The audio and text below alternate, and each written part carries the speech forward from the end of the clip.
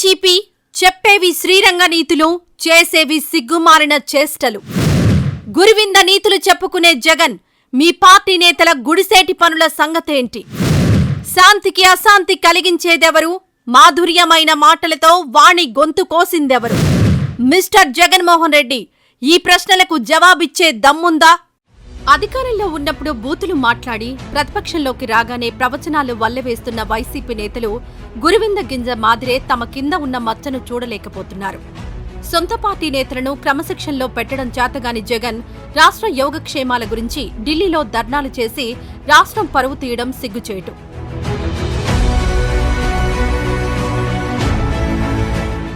మూడు పెళ్లిళ్లు చేసుకున్న వ్యక్తి రాష్ట్రానికి అవసరమా?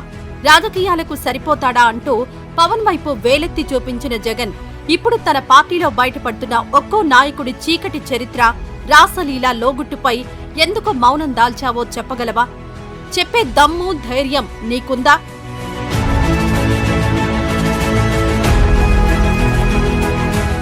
మొన్న 7-10 వయసుకు చేరువవుతున్న వైసీపీ ఎంపీ విజయసాయిరెడ్డి వ్యవహారం DNA టెస్ట్ల దాకా వెళ్లింది.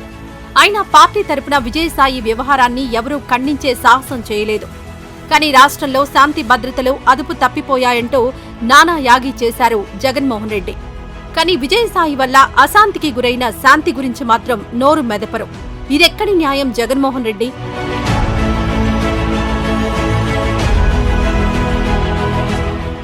విజయసాయిరెడ్డి వ్యవహారం ఇంకా చల్లారకముందే ఇప్పుడు వైసీపీలో మరో చీకటి కోణం బట్టబయలైంది.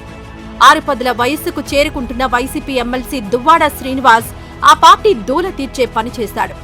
ఆయనకు ఇద్దరు అంటూ సొంత కుటుంబ సభ్యులు చేస్తున్న ఆరోపణలు చూస్తుంటే ఇటువంటి వారికా జగన్ పదవులిచ్చి సమాజం మీదకు వదిలింది అన్న సందేహం రాకమానదు. దువ్వాడ భార్య వాణి, వారి ఇద్దరు కుమార్తెలు దువ్వాడ ఈ వయసులో మరొకరితో అక్రమ సంబంధం పెట్టుకుని సదరు మహిళతో సహజీవనం చేస్తూ తమకు అన్యాయం చేస్తున్నారంటూ మీడియా ముందుకొచ్చారు. 2 రోజులుగా వారి ఇంటి ముందే పోరాటం చేస్తున్నా ఇవేవీ సాక్షికి పట్టవు. నిజాలు సాక్షికి కనపడవు. నిజాలు సాక్షికి వినపడవు. నిజం వారి నోటి వెంట రాదు కదా.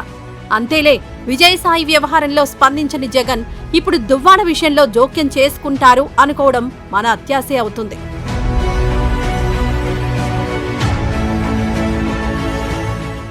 అయితే అప్పుడు విజయసాయి విషయంలో కూడా ముందుగా ఆరోపణలు ఎదుర్కొంటున్న మహిళ మీడియా ముందుకొచ్చి సంజాయిషీ ఇచ్చింది. ఇప్పుడు దువ్వాడ విషయంలో కూడా మీడియా ముందుకొచ్చి సంజాయిషీ ఇచ్చింది ఆరోపణలు ఎదుర్కొంటున్న మహిళే కావడం విశేషం.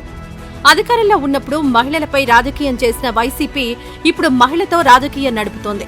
శ్రీను గారు మేమైతే పెళ్లి చేసుకోలేదు. ఎందుకంటే ఇల్లీగల్ గా పెళ్లి చేసుకోవడం అనేది చాలా తప్పు. ఎందుకంటే నాకు డైవర్స్ అవ్వలేదు, అతనికి కూడా డైవర్స్ అవ్వలేదు. సో మేము ఎక్కడ కూడా మ్యారేజ్ చేసుకోలేదు.